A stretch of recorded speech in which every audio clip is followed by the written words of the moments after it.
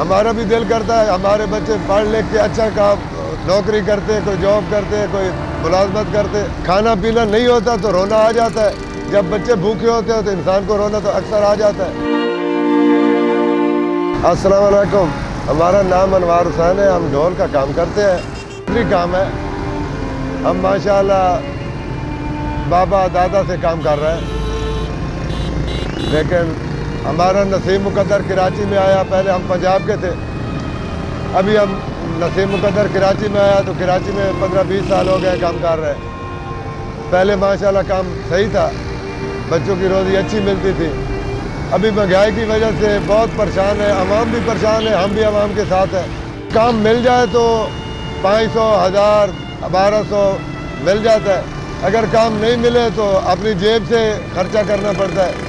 अगर 2 दिन काम नहीं मिले तो हफ्ता पीछे हो जाते हैं न होने काम की वजह से। अगर काम मिलता रहे तो फिर माशाल्लाह सही काम चलता रहता है।